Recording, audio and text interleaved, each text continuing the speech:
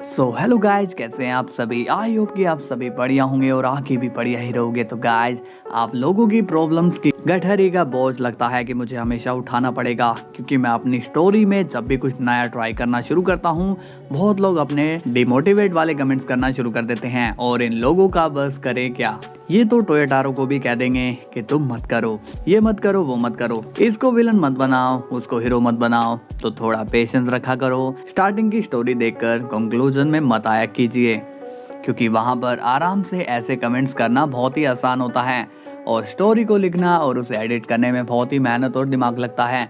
अब जो सपोर्टर्स हैं वो मेरी बात को अच्छे से समझेंगे और बाकियों का तो चलता रहता है। बाकी आपके कहने पर स्टोरी को मैंने 7 या 8 मिनट से बढ़ाकर 10 प्लस कर दी है। आपने शायद इसे नोटिस नहीं किया होगा। तो चलिए गाइस, वीडियो को स्टार्ट करते हैं। सीन की शुरुआत होती है गोकू से और वो सीरियस होकर कहता है, वजीटा तुम यहीं पर रुको, मैं वहां जाकर देखता हूँ। इसके बाद हम देखते हैं कि गोकू और जैनो वहां से टेलीपोर्ट हो जाते हैं। सीन जाता है जैनो के पैलेस में, जहां पर दोनों गार्ड्स काफी तेजी से आपस में भिड़ रहे होते हैं और वो दोनों एक दूसरे पर एनर्जी अटैक कर देते हैं, जिससे वहां पर काफी बड़ा ब्लास्ट हो जाता है।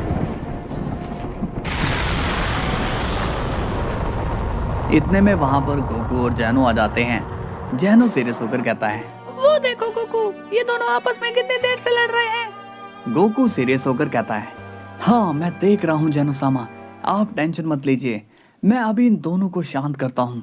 तभी गोकू उनके बीच में जाता है और वो सीरियस होकर कहता है, हे तुम दोनों, मैंने कहा रुक जाओ, लड़ना बंद करो। लेकिन वो दोनों गोकू की नहीं सुनते। गोकू कहता है, लगता है कि ये दोनों ऐसे मेरी बात नहीं सुनेंगे। तभी गोकू अपनी ड्रिप फॉर्म में चेंज हो जाता है और वो दोनों गार्ड्स को स्टन एनर्जी बीम मार देता है, जिससे वो दोनों गार्ड्स नीचे गिर जाते हैं। चलो कुछ देर के लिए तो ये शांत रहेंगे। तुमने बहुत ही अच्छा काम किया गोकू, ये दोनों पता नहीं आजकल मेरी क्यों नहीं सुनते हैं। गोकू कहता है, जैनो सामा आप अंदर जाइए, इन दोनों से मैं बात कर लूंगा। इसके बाद सीन जाता है विश पर और वो वापस से बीरस के प्लेनेट पर आ जाता है और उसे देखते ही बीरस सवाल करना शुरू कर देता है। बीरस पूछता है, ए विश तुम आ गए, बताओ क्या खबर लाए हो, क्या सब ठीक है। विश थोड़ा नाराज होता है और कुछ बोलता नहीं है। इस पर वजीटा कहता है, हे तुम बोल कुछ क्यों नहीं रहे हो, जल्दी से बताओ कि वहाँ क्या हुआ। लॉर्ड वजीटा, मैं वहां पर गया था और मैंने वहां पर देखा कि किंग जैनो फादर को जान से मारने वाले थे। ये सुनकर वजीटा और बीरस शॉक्ड हो जाते हैं। विश बोलता है, अगर मैं समय पर वहां पर नहीं पहुंचता तो शायद फादर भी मारे जाते। मगर किंग जैनो भला ऐसा क्यों करेंगे, क्यों ग्रैंड मिस्टर को मारना चाहते थे। विश जरा खुलकर तो बताओ कि तुम कहना क्या चाहते हो, हमें यहाँ पर बहुत ही कंफ्यूजन हो रही है। फादर ने बताया था कि किंग जैनो ही हमारे वर्ल्ड में प्रॉब्लम क्रिएट कर रहे थे और जब फादर ने उसका विरोध किया तो उन्होंने फादर को मारने की कोशिश की। नहीं, मुझे तो इस बात पर यकीन ही नहीं हो रहा है कि ऐसा भी कुछ हो सकता है।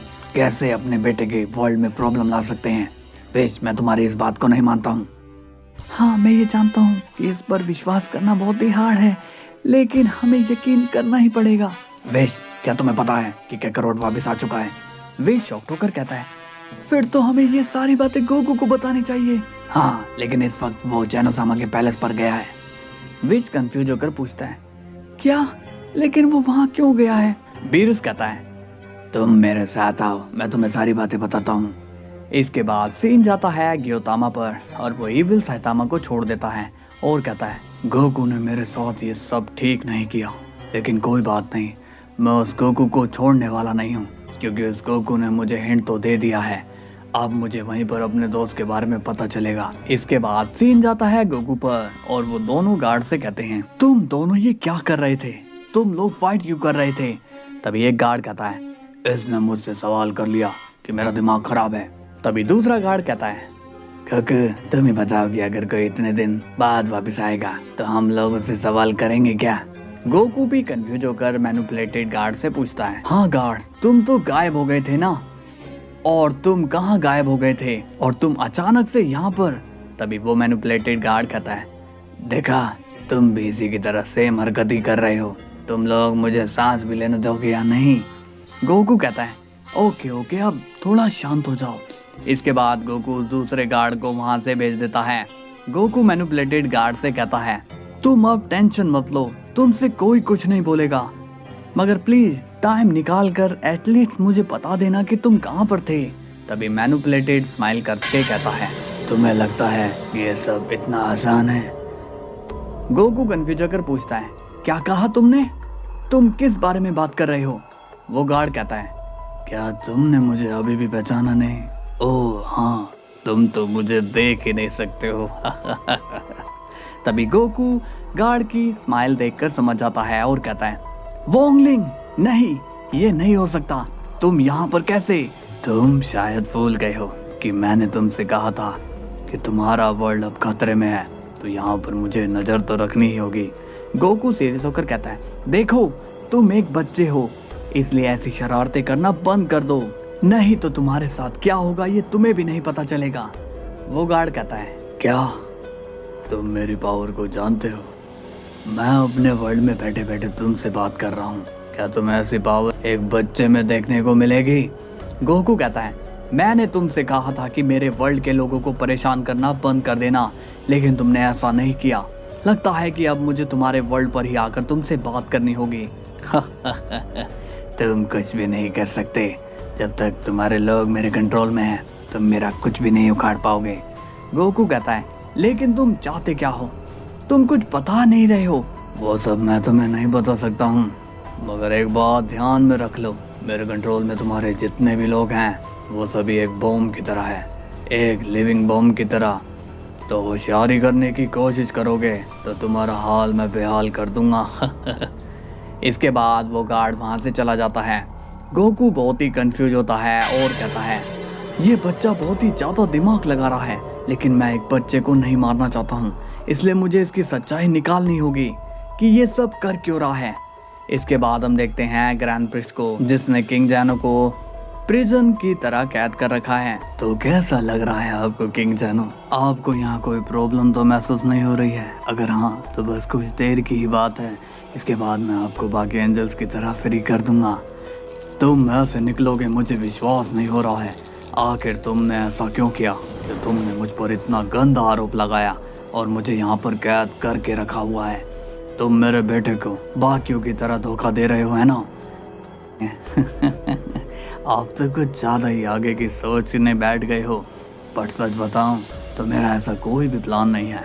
मुझे ओमनी किंग की पोजीशन की ज़रूरत नहीं है और मुझे आप लोगों की पोजीशन भी नहीं चाहिए। तो तुम ऐसा कर क्यों रहे हो? क्या तुम पागल हो गए हो?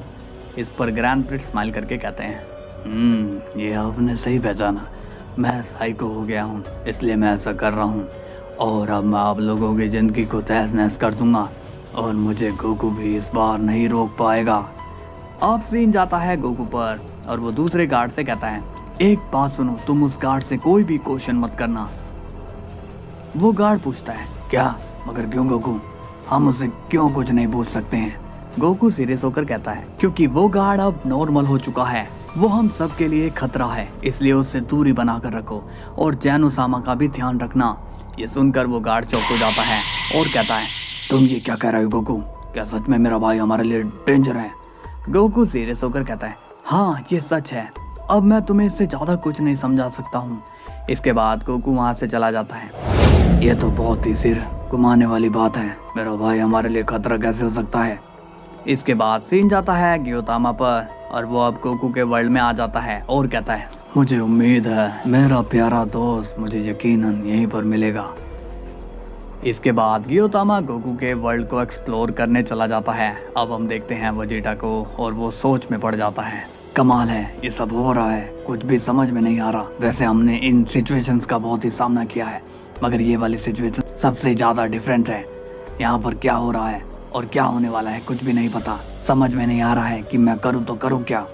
तभी वहाँ पर गोकू आ जाता है और बोलता है, सब ठीक तो है ना वेजिटा? तुम इस तरह से बाहर क्यों हो? कोई बात है क्या? बताओ, मैं सोल्व करने के लिए तैयार हूँ। वेजिटा कहता है, कैकरोट, मैं यहाँ पर ये सोच रहा हूँ कि किंग जैनो हमारे साथ ऐसा कर कैसे सकते हैं। गोकू कंफ्यूज हो जाता है और पूछता है, हाँ जरा एक मिनट, तुम कहना क्या चाहते हो? किंग जैनो ने ऐसा क्या कर दिया? तभी वेजिटा गोकू को सारी बात बता देता है और गोकू उसकी बात को सुनकर बहुत ही हैरान होता है। गोकू कहता है, क्या सच में विश ने तुम लोगों को यही सब बताया था? वेजिटा कहता है, और मैं क्या तुम्हारे साथ क्या मजाक करूंगा, ऐसा हुआ है इसलिए तो मैं तुम्हें बता रहा हूँ। गोकू कहता है, लेकिन ग्रैंड मिनिस्टर वहां पर क्या कर रहे हैं, उन्हें तो अपने वर्ल्ड में होना चाहिए है ना। वेजिटा कहता है, पता नहीं काकारोट, मैं इस बारे में कुछ भी नहीं जानता हूँ, इस सब के बारे में तो तुम्हें ग्रैंड मिनिस्टर ही बता सकते हैं। गोकू कहता है, तो ठीक है, एक काम करते हैं, तुम यहीं पर ध्यान रखो, मैं ग्रैंड मिनिस्टर से मिलने जाता हूँ। तभी अचानक से वहां पर ग्योतामा आ जाता है। उसे देखकर वेजिटा अलर्ट हो जाता है और कहता है, हे यू, वहीं पर रुक जाओ। गोकू ग्योतामा को देखकर थोड़ा हैरान होता है और बोलता है, तुम यहाँ पर? अब वेजिटा कंफ्यूज हो जाता है और बोलता है, काकारोट, तुम इसे जानते हो? ग्योतामा कहता है, वाह गोकू वाह, तुम तो चीटर के मामले में टॉप हो, तुम मुझे धोखा देकर यहाँ पर आ गए, लेकिन मैं तुम्हारा पीछा नहीं छोड़ने वाला हूँ। इस पर वेजिटा सीरियस हो जाता है और कहता है, अपना मुंह बंद करो वरना ठीक नहीं होगा। सो गाइस, वीडियो कैसी लगी आपको? मजा आया हो तो लाइक एंड सब्सक्राइब कर लेना। तो वोंगलिंग की आप अभी टेंशन मत लीजिए, बस मुझे स्टोरी अपने हिसाब से हैंडल करने दीजिए, आपको आगे समझ आ जाएगा कि वोंगलिंग का सीक्रेट क्या है। तो कल हम फिर मिलेंगे, तब तक के लिए बाय बाय।